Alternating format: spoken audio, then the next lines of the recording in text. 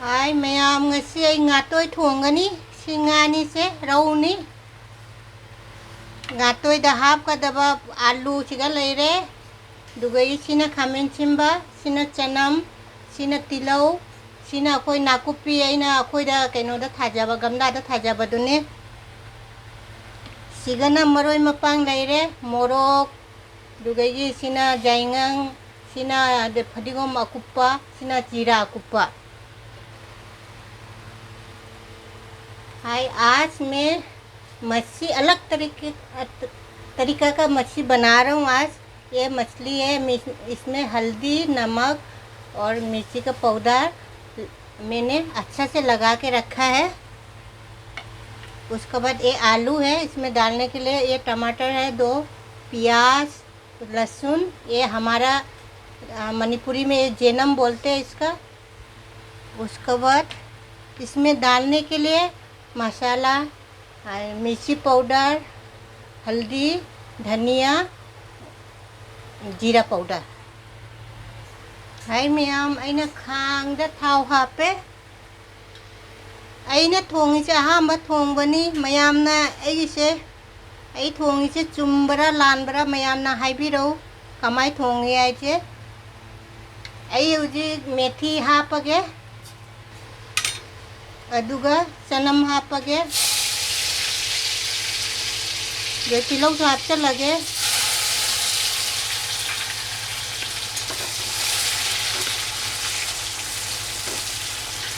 खरा तिलौ का चनम गसे खतंग ngang na ngaubiगे तिलौ का चनम गसे ngange दुगा नाकुपी हापचल लगे अदुगा सिंग हापरा हापत्रा इसु खंगदे इदि सिंग हापत्रे सिगा नाकुपी हापे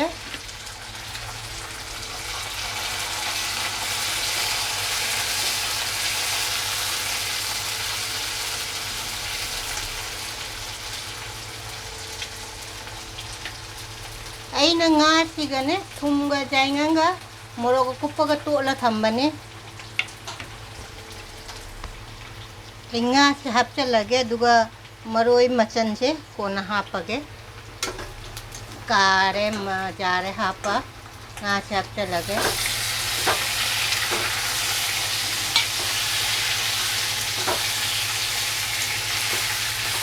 मनमदी जान सिरे नाकुपी हापसिना समायना थोंग nga से फजना ngauरे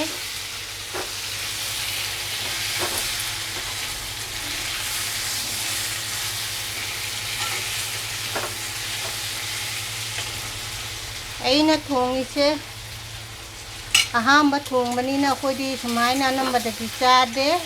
तो अखोइ कैनोदका बंद्रा चना बदका भामोना थोंगे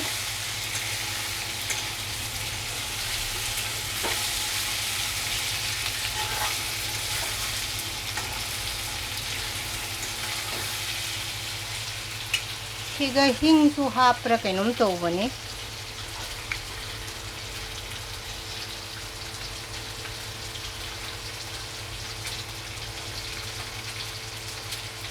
हिंग खतंग हापचल लगे हिंग सु हाप्रा कैनोम तम कम सुमय हापन दु सुखंगे हापचल ले जे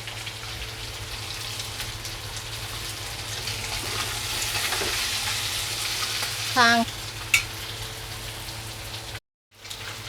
nga से मुले nga से नाकलम दो कैनो तौरगा खामेन चंबी से हापचल लगे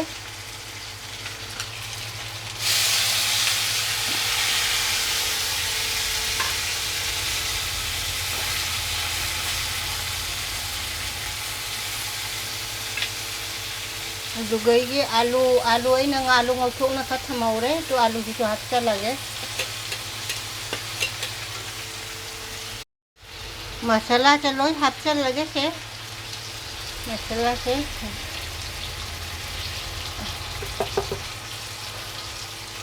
सब मसाला डाल दिया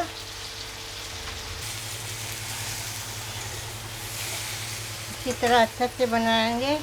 पानी थोड़ा डाल देता हूँ पानी इसी तरह हापचल ले nga से फजन ngau ददी हावरोय ꯉꯥꯍꯤꯡ ꯃꯅꯝ ꯅꯝꯒꯅꯤ ꯑꯗꯨꯅ ꯐꯖꯅ ꯉꯧꯕ ꯉꯥꯁꯦ ꯑꯗꯨꯝ ꯑꯩꯈꯣꯏꯗꯤ ꯇꯥꯎꯔ ꯆꯥꯕꯅꯤꯅꯅꯦ ꯉꯥꯁꯦ ꯐꯖꯗꯤ ꯐꯖꯔꯦ ꯑꯗꯨꯒ ꯑꯩ ꯃꯍꯤ ꯈꯛꯇꯪ ꯍꯥꯞꯆꯟꯒꯦ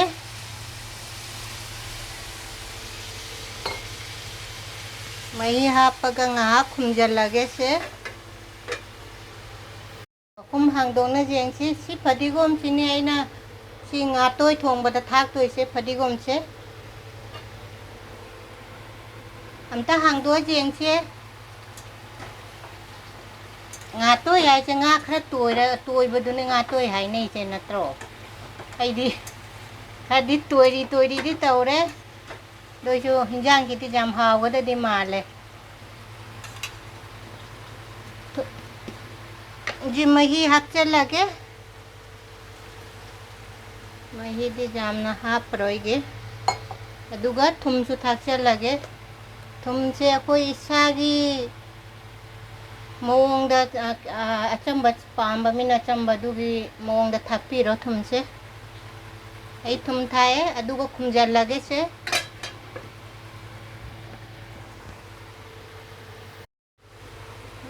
हांगदोंगा जेंगसी में ꯑꯩꯅ ꯉꯥꯇꯣꯏ ꯊꯣꯡꯉꯤꯁꯦ ꯃꯌꯥꯝ ꯍꯥꯎꯒꯗ꯭ꯔꯥ ꯍꯥꯎꯔꯣꯏꯗ꯭ꯔꯥ ꯍꯥꯏꯅ ꯀꯃꯦꯟꯗ ꯍꯥꯏꯕꯤꯔꯧ ꯍꯥꯎꯒꯗꯗꯤ ꯌꯥꯝ ꯃꯥꯜꯂꯦ ꯁꯦ ꯑꯩꯅ ꯊꯣꯡꯉꯤ ꯈꯨꯊꯣꯡꯁꯤꯁꯨ ꯆꯨꯝꯕ꯭ꯔꯥ ꯆꯨꯝꯗ꯭ꯔꯥ ꯍꯥꯏꯅ ꯍꯥꯏꯕꯤꯔꯧ ꯍꯧꯖꯤꯛ ꯐꯗꯤꯒꯣꯝꯁꯦ आलूसु मुल्ले आलू मुल्ले फदीगोम से थाक्चल्लगे धनिया हरा धनिया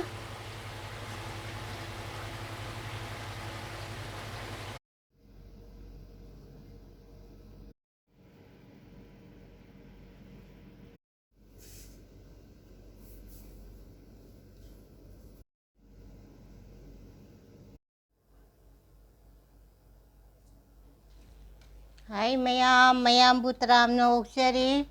ngasi aina chadori base ngasi nga atoi bani ahamba aina su thongjaba ahamba su chadoi me aina thongaga aidi aina kai bandra da di chare bamona thongba ai isana thongjaba ahamba chadoi mi nga se adung sina nga atoi ba thongbani sina nga tawba thongbani alu ne khamin chembi ne tawna thongbani sina marin kha ngauba sina thabi salat thabi ga tilauga ma'am Punam चाक लामे हौरसी ma'am Punam आइगा चामिन्नरसे इसिंग नहान थक्के ngasi nga tôi thong với chắc su jam lam chan be henjelle uji ngasi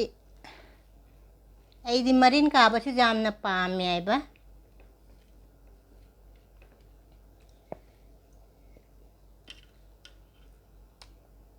marin ka ba ne chai ya nga tôi ba se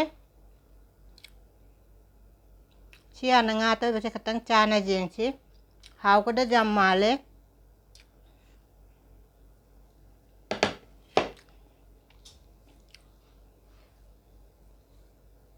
olang mana loire siga jam na olang no am chu de ऐसे पालम दिल्ली पालम दने कोई लई से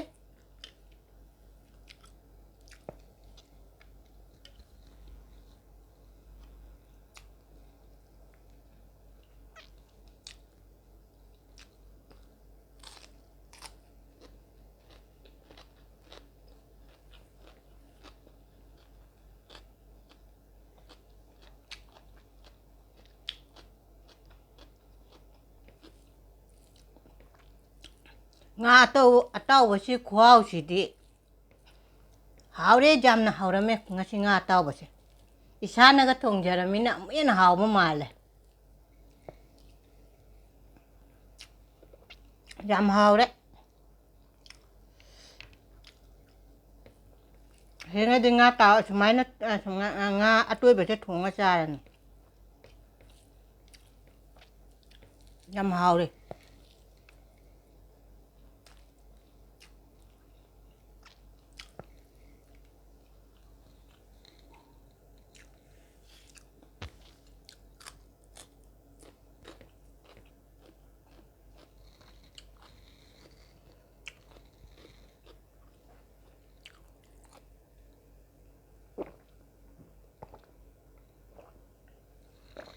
ꯑꯁꯤꯁꯦ ꯑꯣꯂꯥꯡꯕꯅ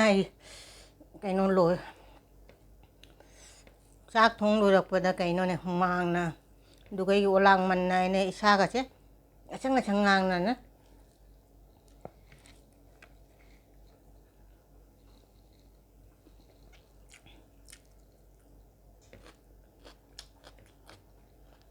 ꯌꯥꯝꯗꯤ ꯌꯥꯝ ꯍꯥꯎꯔꯝꯃꯦ ꯉꯥ ꯑꯇꯣꯏꯕꯗꯣ ꯉꯁꯤ ꯉꯥ ꯑꯇꯣꯏꯕꯁꯦ ꯑꯩꯅ ꯀꯤꯅ ꯊꯣꯡꯕꯅꯦ ꯍꯥꯎꯒꯗ꯭ꯔꯥ ꯍꯥꯎꯔꯣꯏꯗ꯭ꯔꯥ ꯑꯍꯥꯟꯕꯒ ꯊꯣꯡꯕꯅꯤꯅꯅꯦ ꯍꯥꯎꯗꯤ ꯌꯥꯝ ꯍꯥꯎꯔꯦꯁꯦ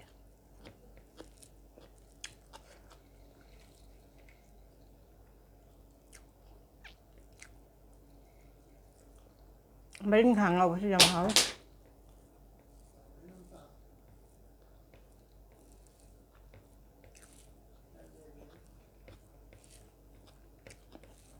ꯀꯩꯅꯣꯝ ꯇꯥꯈꯤꯕ ꯃꯥꯜꯂꯦ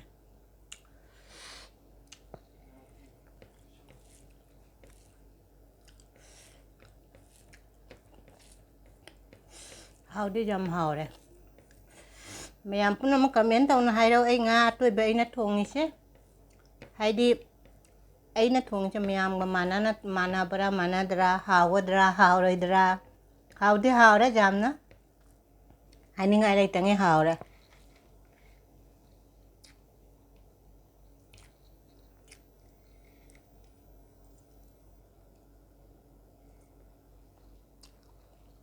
ꯔꯧꯅꯦꯕꯁꯦ ꯑꯩꯅ ꯍꯥꯎꯔꯣꯏꯗ꯭ꯔꯥ ꯍꯥꯏꯅ ꯉꯥ ꯇꯥꯎꯅ ꯊꯥꯎꯗ ꯇꯥꯎꯕ ꯑꯝꯇ ꯇꯣꯉꯥꯟꯅ ꯊꯣꯡꯕ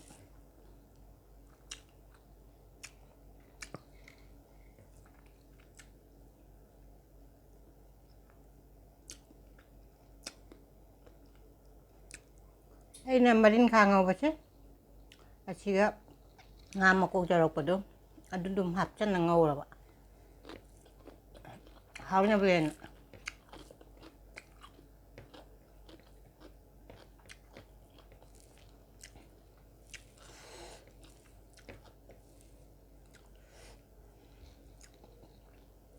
ꯍꯌꯦꯡꯉꯩꯗꯤ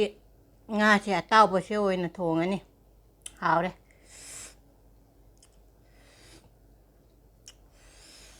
ꯑꯇꯥꯎꯕ ꯅꯠꯇꯦ ꯉꯥ ꯑꯇꯣꯏꯕ ꯍꯥꯏ ꯃꯤꯁꯦ ꯑꯩꯈꯣꯏꯅ ꯑꯗꯨꯝ ꯀꯩꯅꯣꯗ ꯇꯧꯔ ꯆꯥꯈꯤꯕꯗꯣ ꯑꯗꯨꯅ ꯑꯗꯨꯝ ꯉꯥ ꯀꯩꯅꯣ ꯇꯧꯔꯦꯕ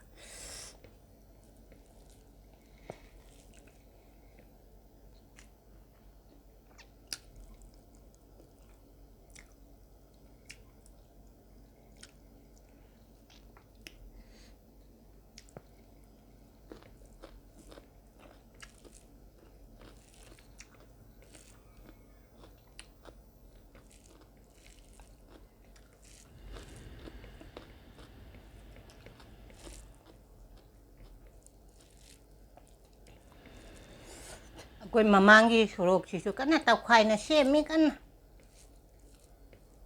ꯏꯐ ꯐꯔꯤ ꯁꯣꯔꯣꯛꯇꯣ ꯇꯧꯈꯥꯏꯈꯔꯦ ꯒꯥꯔꯤꯒꯨꯝꯕ ꯆꯠꯊꯣꯛ ꯆꯠꯁꯤꯟ ꯌꯥꯔꯔꯣꯏꯕ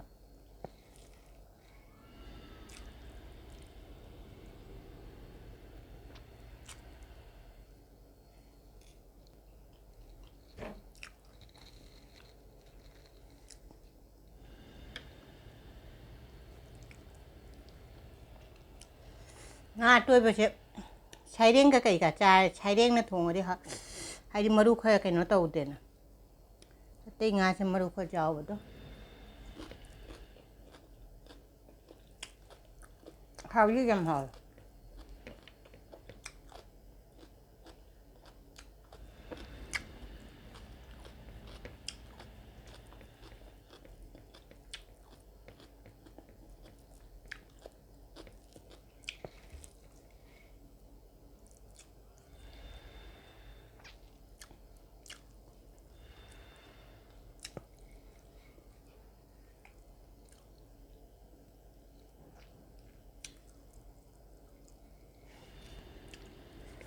ꯃꯔꯤꯡꯈꯥ ꯉꯧꯕꯁꯤꯅ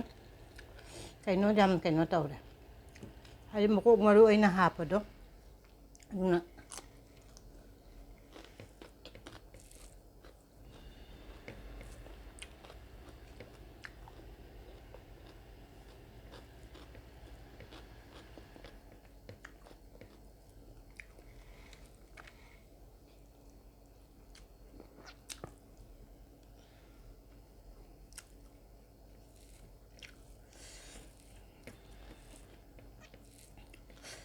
हावरे ngasidi खतंग छिसु खतंग चा जेंगे nga thau tau thong base chidi mahi kha lang tak na thong khoi mahi aina thong base mahi kha nang nge ba adum hai ba mahi nang ga khatang lang na thong na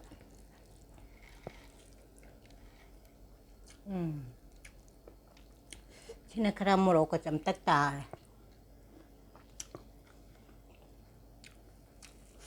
nga tau base no khwa base no hen gare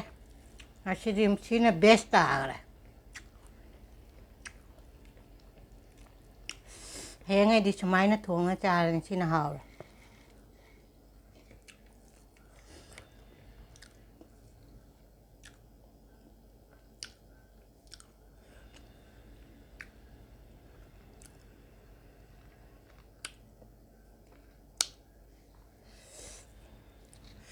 nga tau base oina cha ra ge nga atau bu hai mate nga atui bu hai main hek ta nga tau bu hai nane di cha de do aduna sina hen haw gore khwao ngoi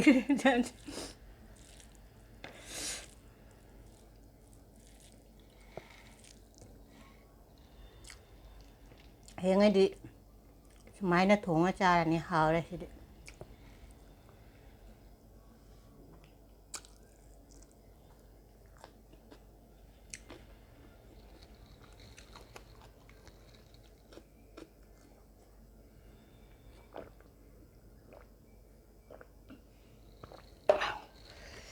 मोरक su khara aina morok se phajana khara chana cha ge na khara chan hap chalu re ba olang ba se khara chara haw de haw re paloi tara mi haw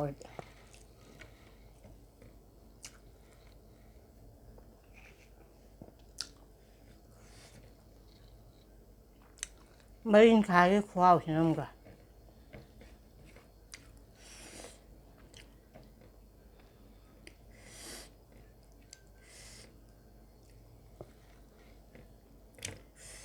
ai chuk jam haw ram ne khang mu khan bu khalu de du nga ma tonga na thong e do ama haw ta chu ama haw ba haw ba ama chi ge hian na sina haw ga nga toi ba thi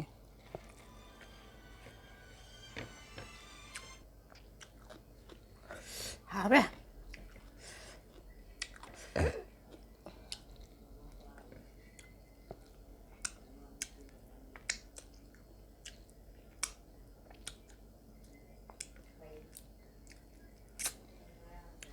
haure ma'am न comment तौर हाइबिरो nga atoi beina thong bache haidi ma'am ga manabra manadra de hawgadra hawroidra haise ma'am na haibiro ngasigidi ma'am punama matang chi thammage subscribe tawba kawbiganu anoba jengba mina like taw share tawbiyo comment tawna haibiro ko ngasigidi thammage bye